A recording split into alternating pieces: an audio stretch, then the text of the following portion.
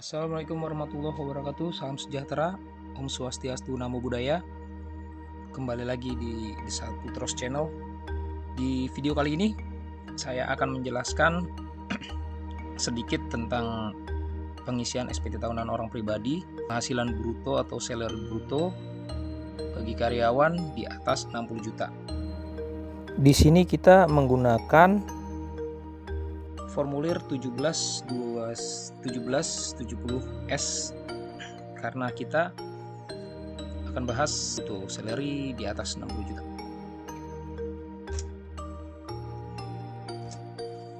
Apa saja data yang dibutuhkan untuk mengisi SPT tahunan orang pribadi? Yang pertama adalah KK, kartu keluarga. Nah, di sini banyak nih klien nanya nih, kok kita butuh KK sih buat ngisi SPT tahunan orang pribadi?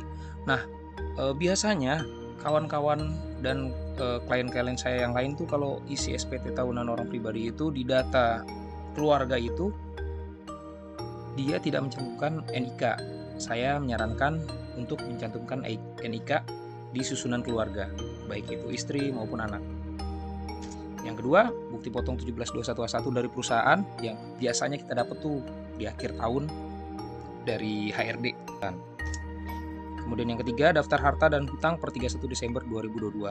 Daftar harta ini di mana harta ini diperoleh. Angka harta ini diperoleh, contoh misalkan saya beli rumah di tahun 2009 dengan harga 200 juta. Kalau pasaran sekarang mungkin bisa sampai 300 atau 500 juta. Tapi yang kita cantumkan adalah pada saat kita mendapatkan harta itu di tahun 2009 dengan nilai 200 juta, bukan harga pasaran ya. Begitu juga utang, per 31 Desember kita hanya isi pokoknya saja, bukan bersama bunga. Kemudian yang keempat, data apa sih yang kita butuhkan? Data pendapatan lain di luar salary. Contohnya misalkan kita punya deposito, di situ kan punya penghasilan. Apabila teman-teman semua mencatat, bisa diisi nanti di pendapatan lain dari luar salary.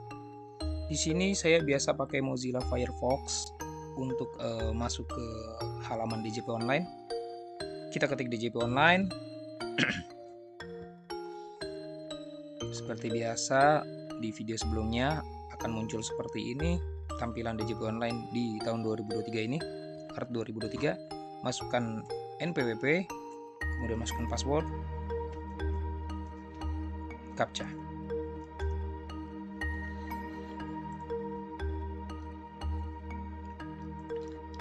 Kita klik lapor. Di sini saya menyarankan untuk e-filing. Kenapa e-filing? Karena kalau e-filing dia datanya akan tersimpan all di DJP. E-form juga, tapi kalau e-filing terpampang semua. Kalau e-form itu kita harus saving data, takutnya saving datanya tercecer. Kita bisa pakai e-filing. Kemudian klik buat SPT. Di sini ada pertanyaan, apakah Anda menjalankan usaha atau pekerjaan bebas? Tidak. Apakah Anda seorang suami atau istri yang menjalankan kewajiban perpajakan terpisah? Saya kebetulan tidak. Kemudian, apakah penghasilan bruto yang Anda peroleh selama setahun kurang dari 60 juta? Kita jawab tidak. Di sini kita bahas salary penghasilan bruto kita di atas 60 juta. Nah, penghasilan bruto itu bisa dilihat ya. Ini bukti potong kita 1721A1. Penghasilan bruto itu ada di angka 8. 110 juta di sini.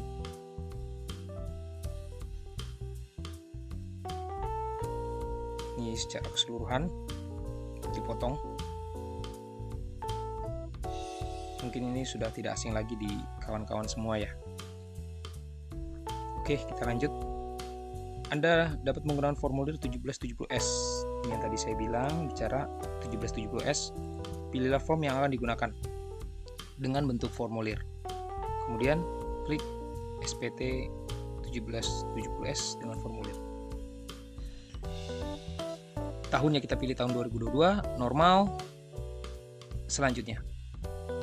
Nah, di sini biasa ada info seperti ini nih.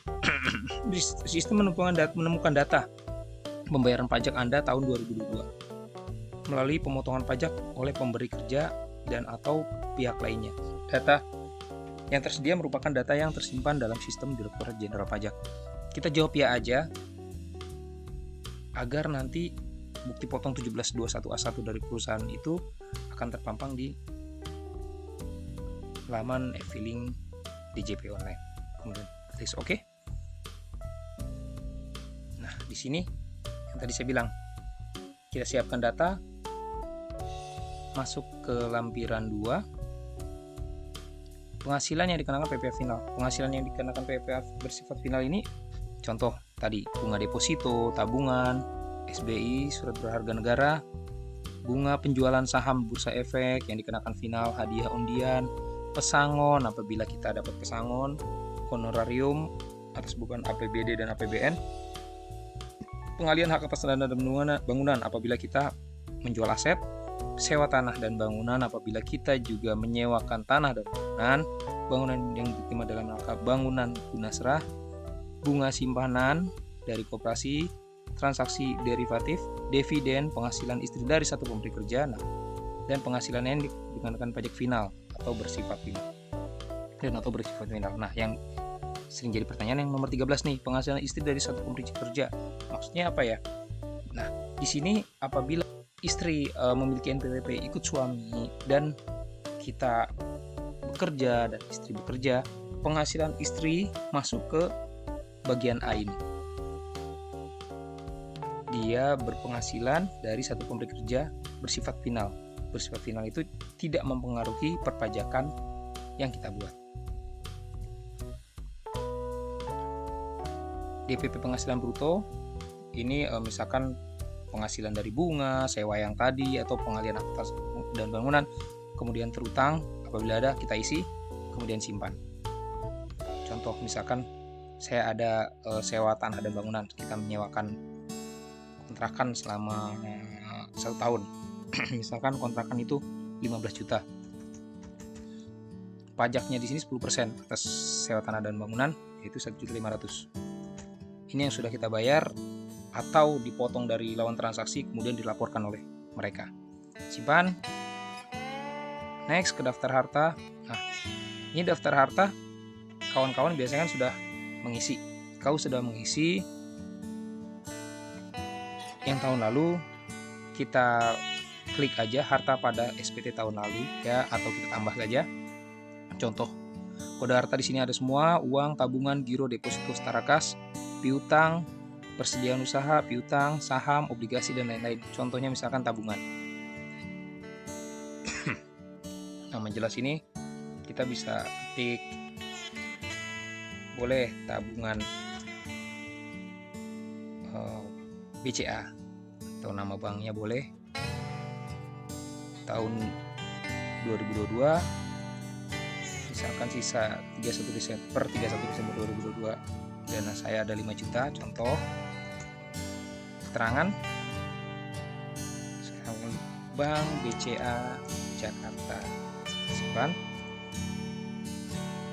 Di sini bisa diinput daftar harta yang tadi sudah kita siapkan. Lanjut ke daftar utang. Daftar utang apabila ada utang tahun lalu, kita tinggal klik utang pada SPT tahun lalu ini. Apabila tidak baru ada tahun 2022, kita klik tambah. Contoh misalkan kode utang. Ini ada utang bank, kartu kredit, utang afiliasi, utang lain-lain. Misalkan kartu kredit. Nama pemberi pinjam misalkan BCA. Alamat pemberinya Jakarta. Tahun peminjaman 2022, jumlahnya contoh misalkan 1 juta. Kita simpan. Nah, lanjut ke daftar tanggungan. Nah, daftar tanggungan ini yang tadi saya bicarakan harus ada menyiapkan KK, karena di daftar tanggungan ini dibutuhkan NIK. Contoh, misalnya kita tambah. Nah, ada nama misalkan si A, B, C, D, NIK 3. Ini dummy ya. Hubungan keluarga misalkan istri, pekerjaan, contoh istri tidak memiliki pekerjaan jadi ibu rumah tangga. Kita simpan. Kemudian klik selanjutnya. Di sini ada Penghasilan neto dalam negeri lainnya tidak termasuk penghasilan yang dikenakan lampiran 1 bagian A ini. Penghasilan ini mempengaruhi perhitungan pajak penghasilan kita. Contohnya bunga nih biasanya kita meminjamkan ke satu instansi atau badan usaha. Dari pinjaman itu kita dapat bunga, biasanya sama mereka itu dipotong pajak PPh pasal 23. Royalti juga. Ini sewa ini selain tanah dan bangunan ya, contohnya misalkan sewa mobil kah, atau rental mobil kah, atau sewa alat berat atau apa. Hadiah pun seperti itu. Keuntungan dari penjualan pengalihan harta, contoh misalkan kita ada mengalihkan harta yang contoh mobil klasik, kita beli 80 juta perolehan, sementara hari ini kita jual itu 100 juta. Nah, itu ada keuntungan 20 juta margin kita taruh di sini. Nah, penghasilan lain ini tadi otomatis terisi nih karena saya memiliki penghasilan di luar sana yang dilaporkan oleh pajak sebesar 80, yang dilaporkan ke kantor pajak sebesar 82 juta. Kemudian lanjut ke B. Penghasilan tidak termasuk objek pajak. Nih, ini adalah kategori penghasilan yang bukan objek pajak, yang bukan dikenakan pajak. Contohnya bantuan, sumbangan atau hibah tidak dikenakan pajak, warisan juga, tapi harus ada data kenotariatan ya. Bagian laba anggota personel komunitas, klaim asuransi, beasiswa, penghasilan lain. Kalau ini tidak ada, kita lanjut dipotong ini yang sudah terdetek oleh kantor pajak.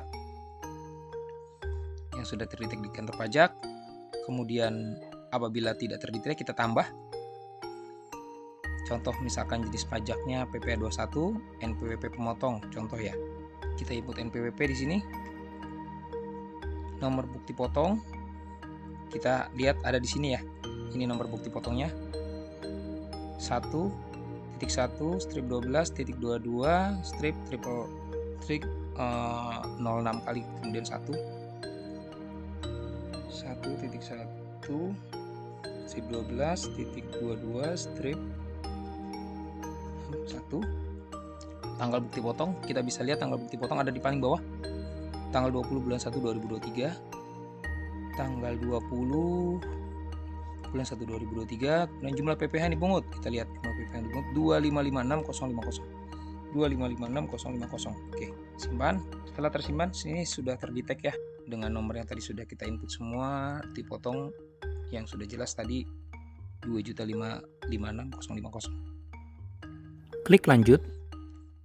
Di sini yang ada penghasilan neto. Penghasilan neto ini penghasilan tadi neto lainnya ya, yang dari luar salary saya.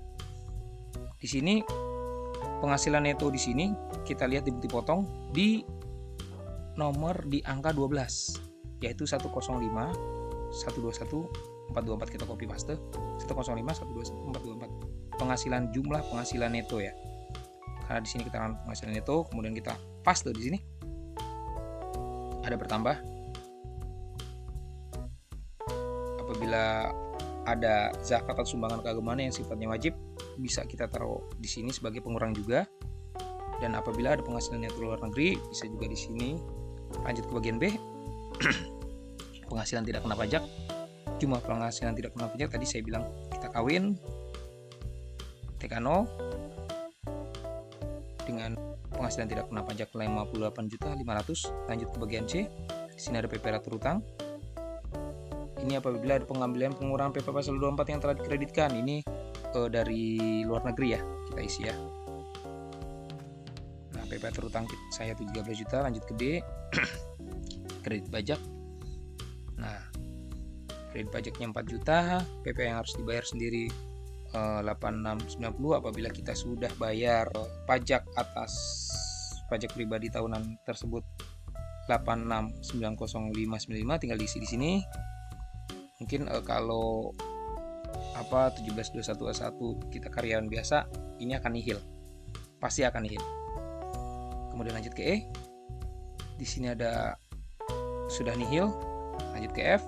Apabila ada tampilan angsuran PPh 25, ini akan muncul apabila kita memiliki penghasilan lain yang harus dicicil.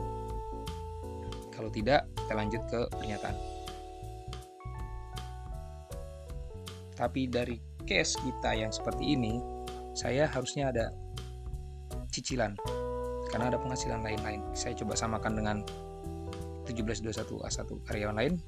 Kita lanjut ke pernyataan. Di pernyataan setuju, kita klik selanjutnya.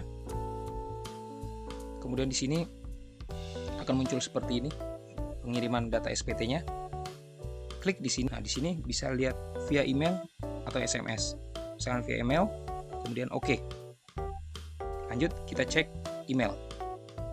Oke, kalau kita tadi sudah kirim by email, akan ada email masuk e-filingpajak.go.id dengan kode verifikasi. Kemudian ini kita klik, dia akan ada muncul kode verifikasi